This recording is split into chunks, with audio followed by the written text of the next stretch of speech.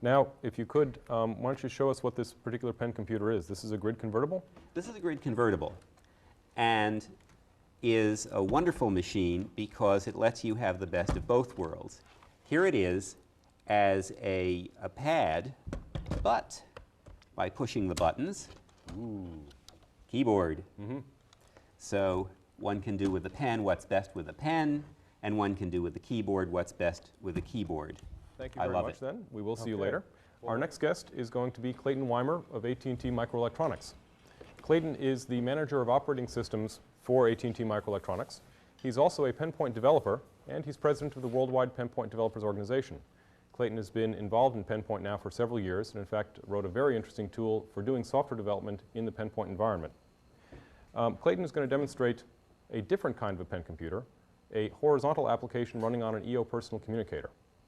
Now, what we've been talking about for the last few minutes, and what Dick demonstrated with the inspection reporter, is an industrial application, a vertical application that would run in a constrained environment where the data would be collected for a particular purpose. What Clayton is going to show us is something quite different, meant for a more horizontal market, meant basically for regular consumers like you and me. So let's now turn to Clayton and find out what's going on with him. Thank you, David. Well, among the horizontal application arena, what is my favorite horizontal category? Games, of course. And I'd like to show you a few. But before I do, I'd like to emphasize one major point, one major aspect of pen computing, and that is the ability to directly manipulate the data objects on your screen. Unlike any other types of computing, especially in the desktop world, where you have sort of a remote feeling of manipulating objects on the screen with your mouse here or your keyboard here, and the data you're manipulating on the screen is up in the air somewhere. Well, in pen computing, you're directly manipulating the objects, and that's important in games too. For example, board games like chess, where you reach out and touch the pawn and move it somewhere. Well, there is a satisfaction in that because since we were born, our instincts told us to reach out and touch things. And believe me, I know about that. I have a 2-year-old and a 4-year-old, and they always like to reach out and touch things and destroy things. Do you let them get anywhere near your pen computer? Yeah, well, not on purpose, that's for sure. Okay. So I'd like to show you a chess game right now. So if we look at the screen, what we see is what you would expect, a board game. And I'm going to directly manipulate the pawn into an illegal area.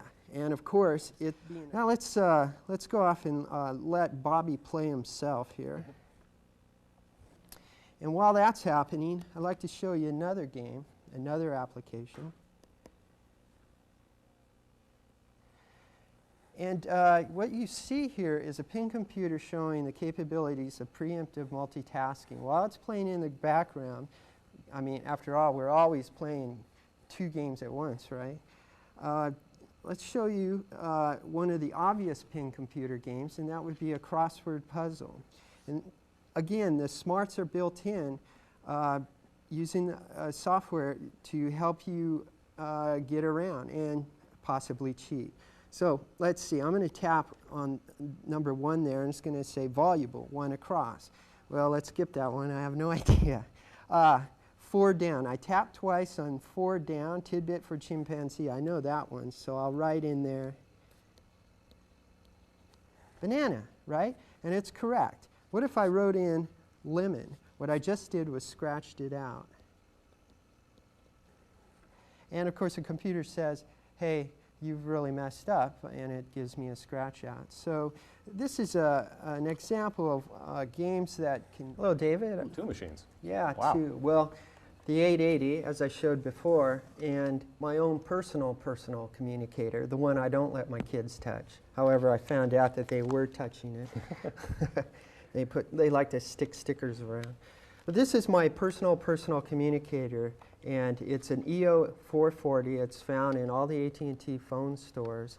And actually, my entire life exists on a PCMCI card, which I slip into the slot right here. It takes a Type 2 PCMCIA card slot. The other features of an EO440 is built-in fax data modem for landline communications of data, email, faxing. It also, I have a cellular modem module attached on the back, so I can make phone calls while I'm on the road or in the car. Of course, you'd be pulled over at the side of the road and come to a full and complete stop. Yes, absolutely, okay. David. Just checking. And in San Jose, that's no problem with the traffic. I'm stopped anyway. And then there's a speaker and a microphone. And inside the machine itself is a 20 megabyte hard drive, a Kitty Hawk drive by Hewlett Packard, our wonderful sponsors. And what else? There's so much to this, I just can't cover it all. Now, I'd like to go to the operating system itself, which is Penpoint, as you mentioned before. And let's take a look at it. In Penpoint, as opposed to Windows for Pen, it's built for the pen with it in mind. And they try to follow a pen and paper metaphor. The idea is if you're a mobile commuter out on the road, you don't really want to take your desk with you. So we try to get away from the desktop metaphor and go to a more natural interface, which more naturally would be a notebook metaphor. What we see here on the screen is a notebook, and organized is various different kinds of documents in the notebook. And as you see, what I'm doing, scrolling up and down the screen, is what we call gestures, as was mentioned before. This is a scroll gesture for Penpoint. I'm scrolling up and down the screen. Now, you deal with documents in Penpoint. You go to documents, you turn away from documents. You don't have to worry about loading files, saving files, or running applications. You just create documents. And that's a little bit of a different metaphor than you find in most desktop operating systems. For example, so I'd like to give you an example of some more gestures. I showed you the scrolling gestures, and I'm showing you the expanding gestures. That's a double tap. Let's try to delete a document. I'm going to delete this document called Day Planner right here. Do an X right over it. Now that's intuitive. Since it's an important thing to delete, I'm going to say no, I don't want to delete that. Another common gesture is a circle, and that consistently means throughout the system to edit, to change something. Let's change it to, I don't know, FUD, end. So let's cross that out.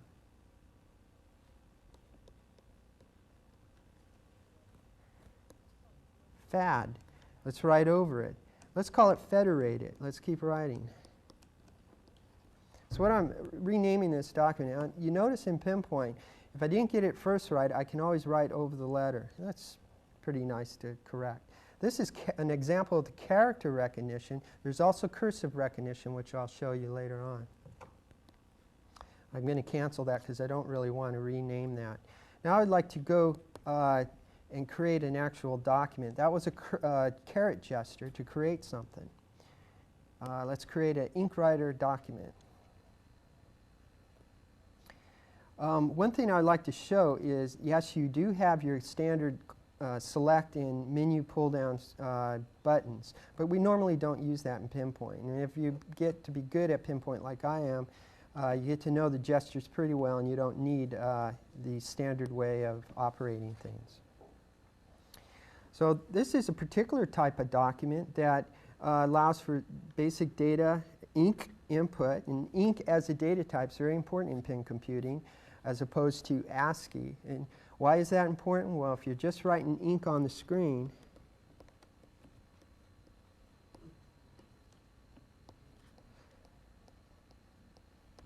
who cares about handwriting recognition if all you're going to do is read it yourself and use it yourself?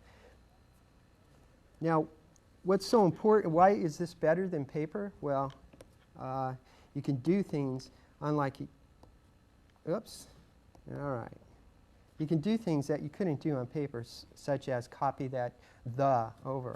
And also, maybe I want to embolden the for emphasis. Okay. And we can do things like carriage returns, just like you would see in a word processor program, except for this is for ink. Ink processing, I like to call it.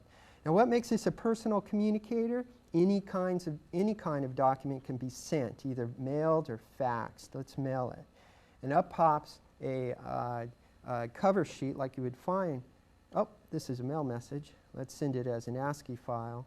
And up pops a standard cover message for you. And I'm not going to make a message. I'm just going to press on the to button. And it's going to activate the address book. Nice little clock there, huh? What do you think? Come on, Papa. And let's send it to, add the recipient, pop, and send it off. And off it goes. Now, if my outbox down here is activated, then I'm going to get it sent right away if I was connected to a landline or if my cellular modem was powered up. I'd like to show you real quickly the other parts of viewing what's in your address book. This is the address book, and this is the day planner. It keeps organizes all my appointments and all my to-do items and such, and it's all various views upon the database, an object-oriented database built within Penpoint. And that gives you a little idea of how well integrated all the document applications work together. And I hope to show a little bit more later on. Okay. Yes, you're going to be back in the last hour to show us a more in-depth demo of this particular machine. Yes. So that we can take a look at one particular pen computer in depth.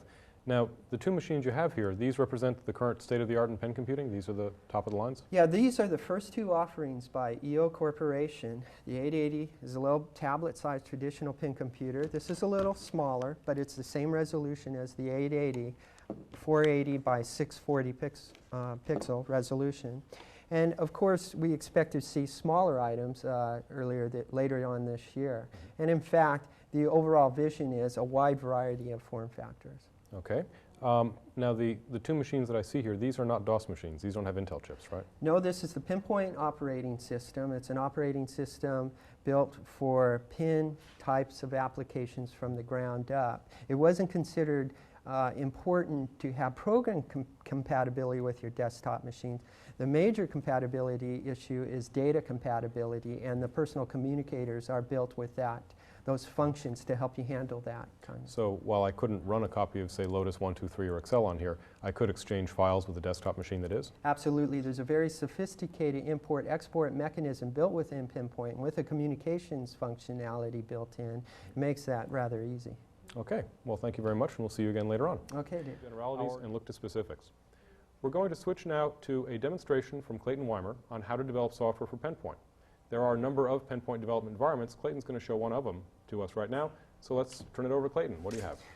Well, I have 3 different various levels of Penpoint development tools to at my access. And I'd like to show you one, the highest level one, called Magic Script. Let's go to the screen, though. This next slide, that is. Again, a little bit about the professional SDK environment for Penpoint. As David said, you have a cross-development environment. You're compiling, you're editing C files on the DOS machine, and then you're downloading onto a target system, in this case the EO. Well, that looks like a 440 to me. And then you're also debugging across the environments. So you would be stepping through your debugger or doing all the kinds of wonderful things you do in a debugger on the host side, which is the DOS, and stepping through your application that's running on the target EO system. So the debugger is hosted on the PC side, and it's communicating with the application under test, which is actually living on the target side. That's correct. Okay. Yes, and it's a very long life cycle. You have to download, you have to step through, you have to re-edit your C code, you have to compile. But it is powerful, and you're not actually working at just a C level. You're working at an object-oriented level. You're working with 150 object-oriented classes, that is. And it's really a matter of learning how to reuse those classes that EO Corporation gives you in order to be successful. And the typical learning curve is about 2 to 3 months in getting to be productive on the system. Let me show you a higher level application, one that itself was written using the SDK, but for users who want to develop quickly applications in a matter of hours or days. And I'm going to try to develop an app in 4 minutes here. So what we see here is a spreadsheet-like application with its various cells and the amount. And as you enter items here, it will total it down here. Now I'd like to show you another application that I have, which is probably an easier way of entering this kind of expense data.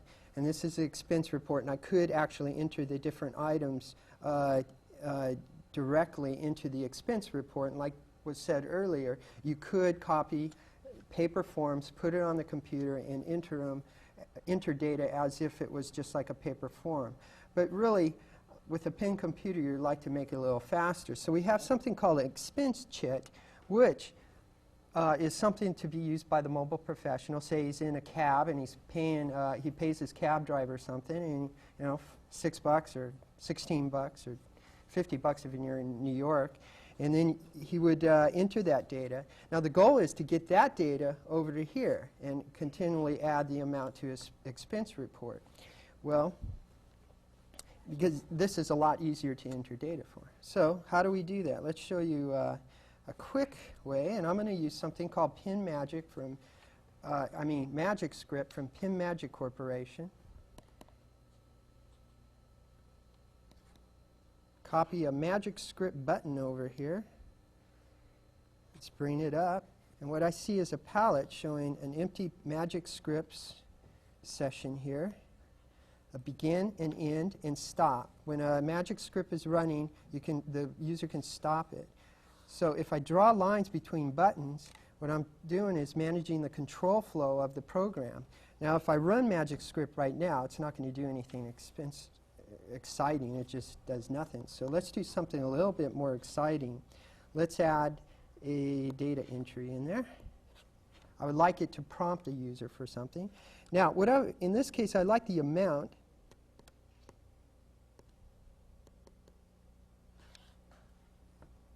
to be prompted for, and go to that. So let's test it out. Pops up a little insertion pad, 3, 3. Okay, and there we go. Well, what I really want is that amount to be sent over there onto the expense report. So let's create a post button, and that, when I'm bringing up each time, is a palette of all these Magic Script buttons that have the intelligence for the various functionalities I'll need. So let's look at the options there. I'm going to delete this entry here. Let's create what is known as a Presto link. I want to post the amount to here. Presto link over there. All right. Okay. Now you're going to trust me for a second that that's going to work, because I want to do something even more dangerous. I'm going to add a little prompt here. And I want that prompt to ask the user if he has any more expenses. So we'll circle that, line it out. More. Let's say yay. And then no.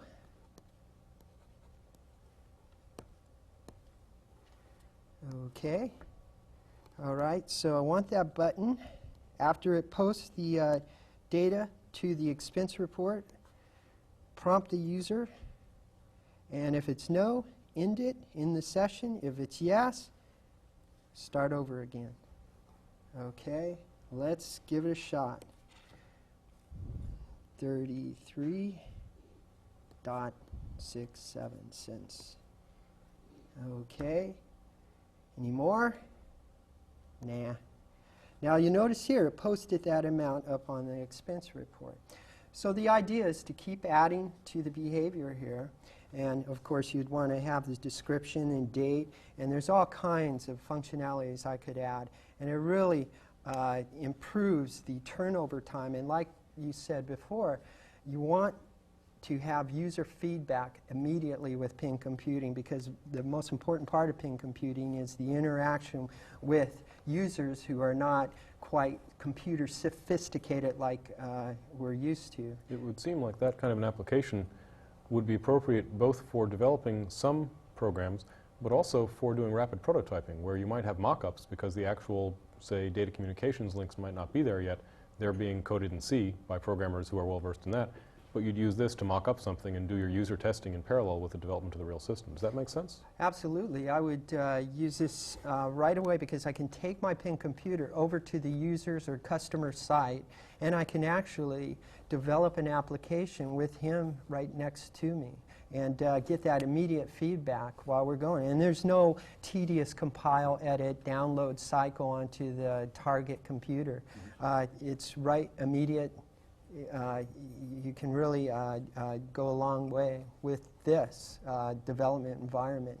And I look forward to even more advanced versions of this coming out. The other thing I'd like to point out is, again, even this new development environment shows the uniqueness of pin computing in itself, as you can see with the go-to buttons, and it gives you a visual programming style, unlike you would normally be used to on other desktop-type systems and such.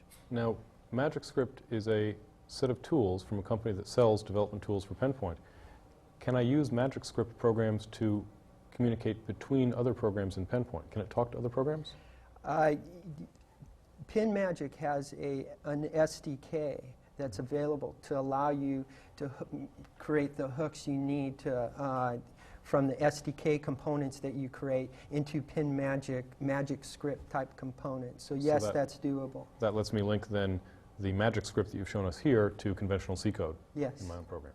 Okay, wow, with this I could almost get my long-awaited dream of developing code at the beach with an EO.